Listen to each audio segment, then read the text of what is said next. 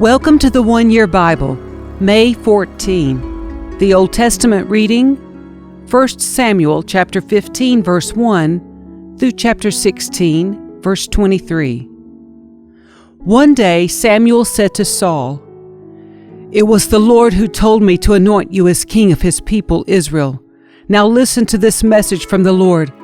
This is what the Lord of heaven's armies has declared. I have decided to settle accounts with the nation of Amalek for opposing Israel when they came from Egypt. Now go and completely destroy the entire Amalekite nation, men, women, children, babies, cattle, sheep, goats, camels, and donkeys." So Saul mobilized his army at Telaim. There were 200,000 soldiers from Israel and 10,000 men from Judah. Then Saul and his army went to a town of the Amalekites and lay in wait in the valley. Saul sent this warning to the Kenites: "Move away from where the Amalekites live, or you will die with them. For you showed kindness to all the people of Israel when they came up from Egypt." So the Kenites packed up and left. Then Saul slaughtered the Amalekites from Havilah all the way to Shur, east of Egypt. He captured Agag, the Amalekite king, but completely destroyed everyone else. Saul and his men spared Agag's life and kept the best of the sheep and goats, the cattle, the fat calves, and the lambs, everything, in fact, that appealed to them. They destroyed only what was worthless or of poor quality. Then the Lord said to Samuel, "I am sorry that I ever made Saul king, for he has not been loyal to me and has refused to obey my command." Samuel was so deeply moved when he heard this that he cried out to the Lord all night. Early the next morning, Samuel went to find Saul. Someone told him, "Saul went to the town of Carmel to set up a monument to himself. Then he went on to Gilgal." When Samuel finally found him, Saul greeted him cheerfully. "May the Lord bless you," he said. "I have carried out the Lord's command."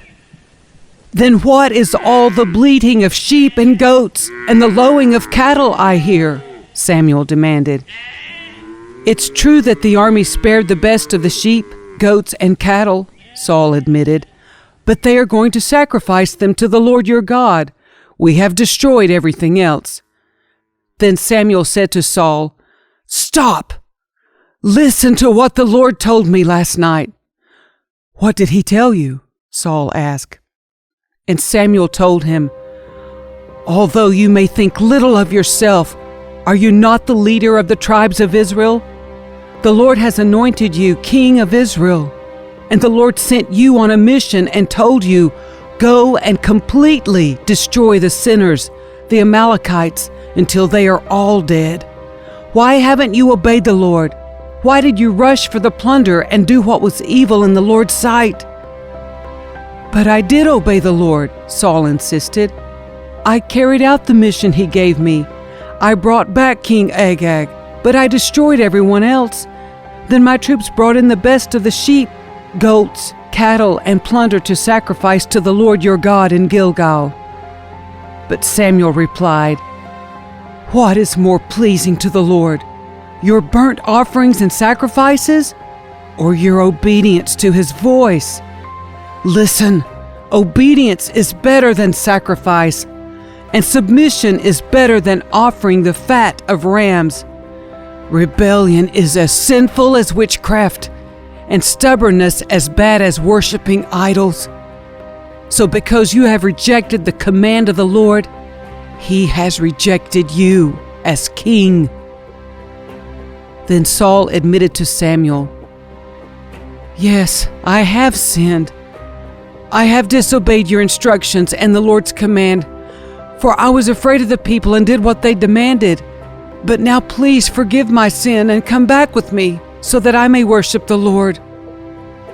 But Samuel replied, "I will not go back with you. Since you have rejected the Lord's command, he has rejected you as king of Israel." As Samuel turned to go, Saul tried to hold him back and tore the hem of his robe. And Samuel said to him, "The Lord has torn the kingdom of Israel from you today and has given it to someone else, one who is better than you. And he who is the glory of Israel will not lie, nor will he change his mind, for he is not human that he should change his mind." Then Saul pleaded again, "I know I have sinned, but please, at least honor me before the elders of my people and before Israel by coming back with me, so that I may worship the Lord your God." So Samuel finally agreed and went back with him, and Saul worshipped the Lord. Then Samuel said, "Bring King Agag to me." Agag arrived full of hope, for he thought, "Surely the worst is over, and I have been spared." But Samuel said, "As your sword has killed the sons of many mothers, now your mother will be childless." And Samuel cut Agag to pieces before the Lord at Gilgal. Then Samuel went home to Ramah, and Saul returned to his house at Gibeah of Saul. Samuel never went to meet with Saul again, but he mourned constantly for him, and the Lord was sorry he had ever made Saul king of Israel. Now the Lord said to Samuel, "You have mourned long enough for Saul.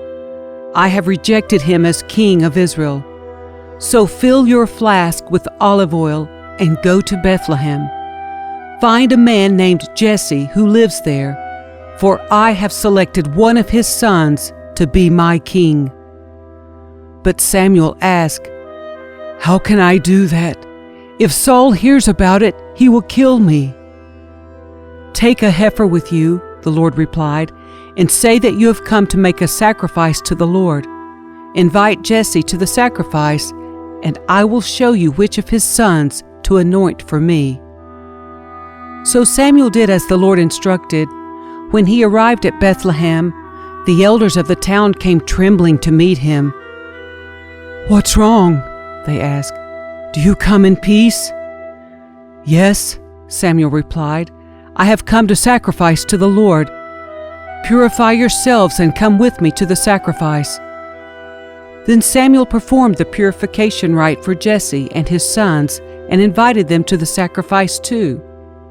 When they arrived, Samuel took one look at Eliab and thought, "Surely this is the Lord's anointed." But the Lord said to Samuel, "Don't judge by his appearance or height, for I have rejected him. The Lord doesn't see things the way you see them. People judge by outward appearance, but the Lord looks at the heart." Then Jesse told his son Abinadab to step forward and walk in front of Samuel. But Samuel said, "This is not the one the Lord has chosen."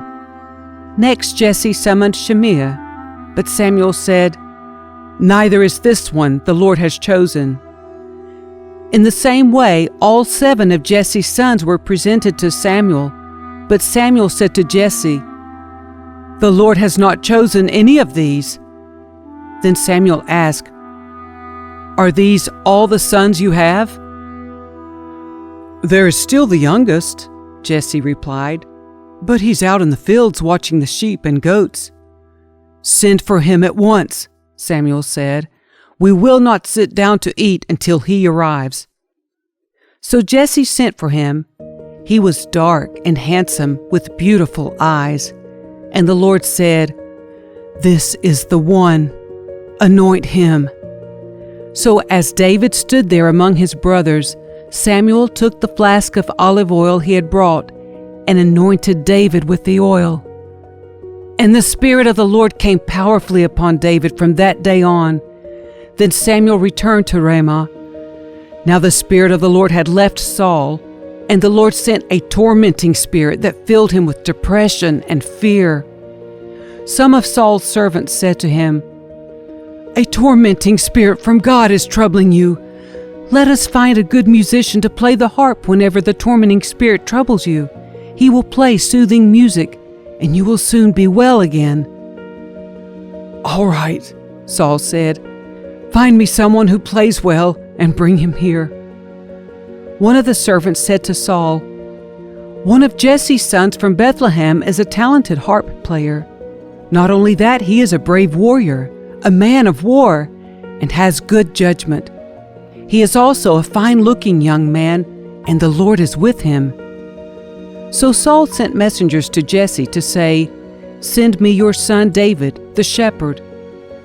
Jesse responded by sending David to Saul, along with a young goat, a donkey loaded with bread, and a wineskin full of wine. So David went to Saul and began serving him. Saul loved David very much, and David became his armor-bearer. Then Saul sent word to Jesse, asking, "Please let David remain in my service, for I am very pleased with him." And whenever the tormenting spirit from God troubled Saul, David would play the harp. Then Saul would feel better, and the tormenting spirit would go away.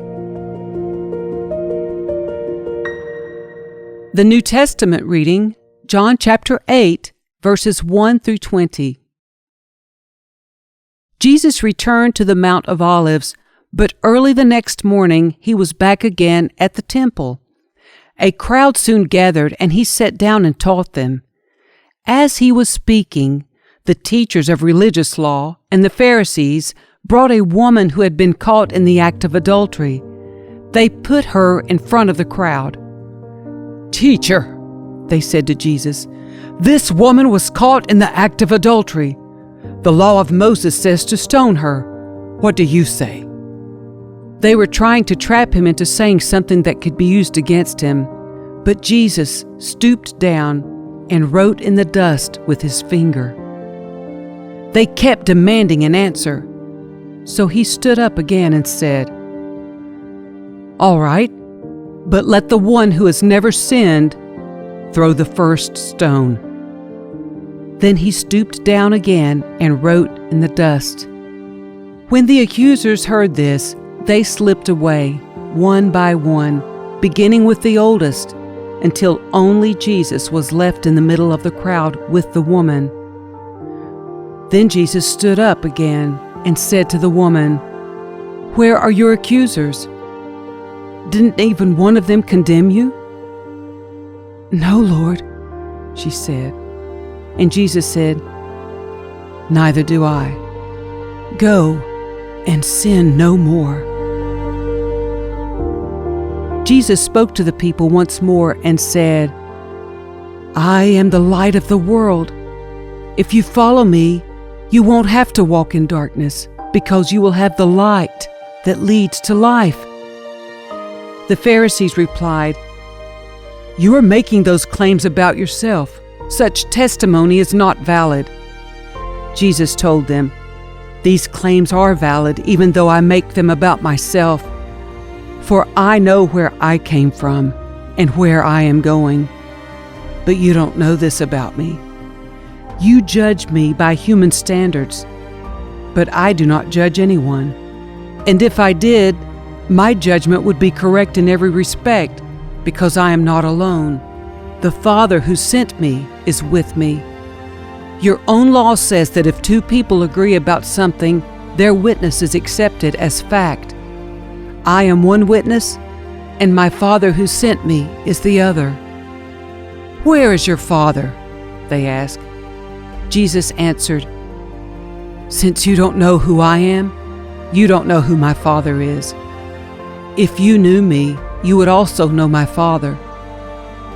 Jesus made these statements while he was teaching in the section of the temple known as the treasury. But he was not arrested because his time had not yet come.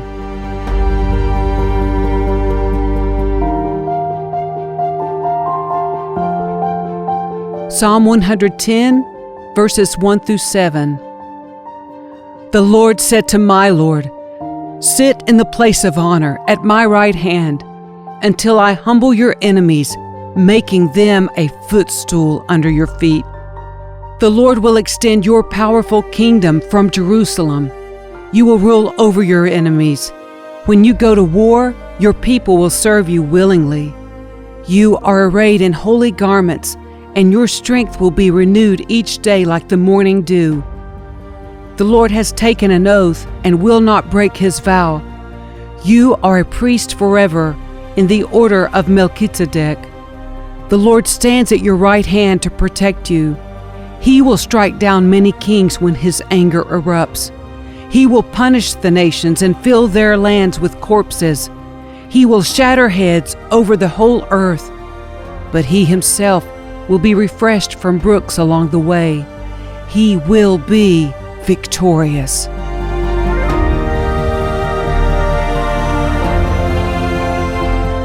Proverbs 15, verses 8 through 10.